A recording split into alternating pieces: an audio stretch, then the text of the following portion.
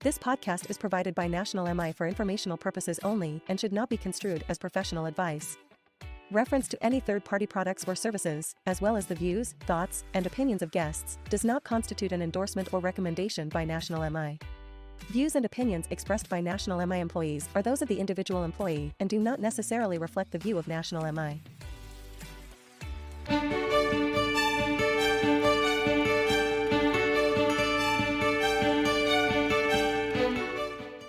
Welcome to the Mortgage Mix podcast. I am Ralph Remy, and we are actually live from Berkeley, California, where we are at National MI's annual kickoff. And one of the themes this year really is all about how are we driving and moving ourselves forward. I've got two very special guests today, and we have some great things to talk about. So first, let me introduce our guests. To my left is the esteemed Dr. Stacey Wayman. How are you, Stacey? Very well, thank you. And Mr. Robert Villalon.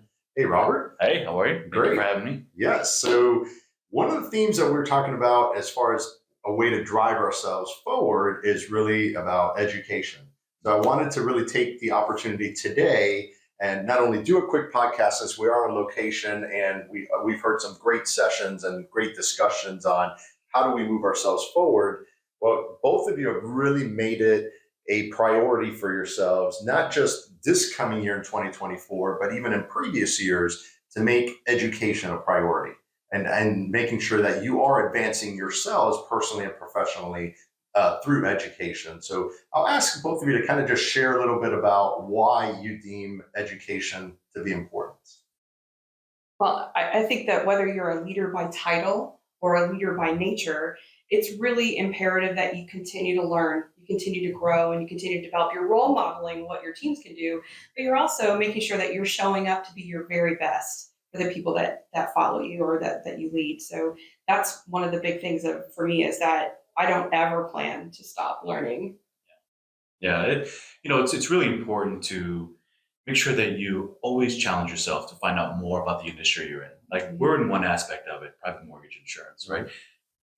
I could talk about that all day long, but when we're sitting here networking at some of these larger events, conferences, that's a small piece of the puzzle. And I found that by educating myself more and learning more about the other parts of the industry, I was able to have more meaningful conversations with other participants, right? And not just kind of stuck there listening and not engaging with the others because maybe I didn't know what I was talking about. So that's been a focus of mine. It's helped me in my role as a salesperson, but also as an industry leader as I strive to progress in the local MBAs and state MBAs. Yeah, so speaking of the MBAs, you both have used the opportunity of MBA's education. I guess all three of us have. I earned my CMB last year. Stacey graduated from the Future Leaders Program, and you earned your AMP last year. So I guess all of us have some type of initials we can all share in acronyms over the course of this past year. But tell me a little bit because you mentioned networking, Robert, and Stacey, I know you've mentioned a lot of networking as part of your Future Leaders Program.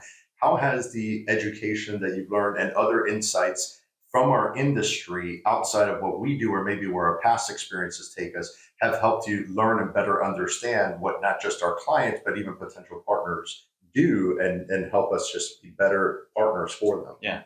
Well, one of the best compliments I got recently was that I don't talk like the average MI rep. And I'm like, what do you mean by that? And they said, well, everyone else just talks about the MI and what loan they're getting. You're actually having meaningful conversations about what is important to me as a lender and some of the struggles that we're dealing with and understanding them and actually being able to provide connections and referrals and resources to them to help them through it because I had enough knowledge about it that I was able to make connections with others in the industry who are subject matter experts in that. And just making that connection for them was really helpful. And it's really opened up a lot of doors for them. Yeah, and you think about the reason why we exist and what we do, for our customers, but also for their customers, is we're here to serve, and you can't really serve people well unless you know about them and understand them and ask those questions and get curious. And it really helps us better inform how we can connect to other people. So one of the key things for me has been opportunities where I meet one person and maybe there's not something that I can necessarily give to them, but I know someone else who can. And that's the value of networking, I think. Yeah, 100%. and so we've taken that networking even to another level at that point, because now they see us as a resource, like you mentioned, Robert, as opposed to really a salesperson. I think the biggest compliment we can have is to be almost a, kind of a, I won't call it a networker, but I'm trying to find the right word, but almost an introducer, someone or a connector. Thank you. So you're connecting people together, whether there's truly value for you personally, because the true value of a relationship is not what necessarily you're getting from it, but what you're giving someone from it. And I think they appreciate that, because it's not such a me scenario. It's a, how do we help each other? Or how do I help you and pour into you to help you move forward? So let me ask you, because I know this is kind of probably the golden nugget, if you will, when it comes to prioritizing education, and that is time. So everybody has all the grand plans, especially here, we're filming this in January, of getting something done. And then real world gets in the way, and you have, your job, you've got family priorities, whatever it is. And before you know it, the middle of the year's here, and you haven't actually even started on what you set out to do. I know both of you are setting out to get your CMBs this year. How do you really focus and make your priority truly a priority so it doesn't get away from you? So tell me a little bit about how you allocate that time to make sure it doesn't run away. Well, it's certainly challenging, right? Because not only with our regular roles at work, more importantly at home too, trying to find the space and the time to get it done is a challenge. But I think if you're committed to getting it done, you will find the time. We heard a speaker earlier today that talked about your plan A, right? And there shouldn't be a plan B. This is part of your plan A. This is your goal and what you're going to do. You just got to get it done. And you'd be surprised if you really focus on it, you will find the time to get it done. I mean, you really will. And I think in large part, besides that commitment, once you've made the commitment, you do have to pull in your network and collaborate with them, your family, your coworkers, your managers, and say, this is really important to me. I'm carving out this time and I need your support in that way.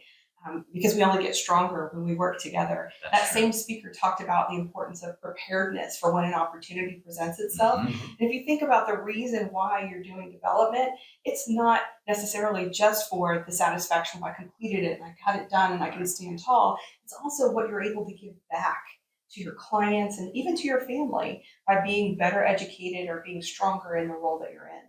Yeah, so that's so true. And I think that all goes back to having an accountability partner. And it could be someone within, I know in the CMB program, you have a sponsor that in many ways is your accountability partner, but you also have colleagues, friends, teammates, even industry partners and friends that you can ask and say, hey, please ask me, hey, how's it going?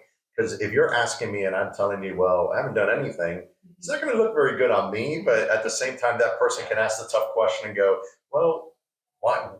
Do you need some help? How can I help you, et cetera? So have some accountability partners out there. I think that's part of it too. Yeah.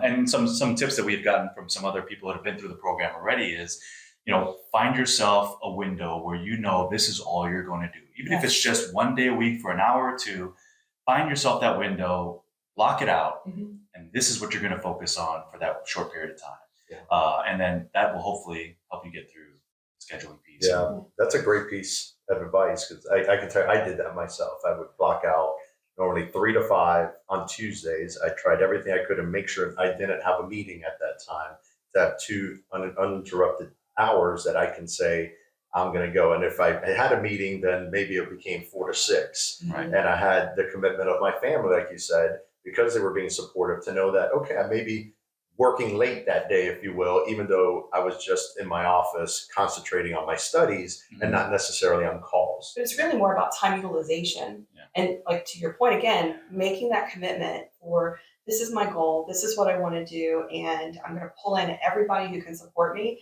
because in some way, what I'm learning in this course or this program, whatever, is going to help me give back and serve you better.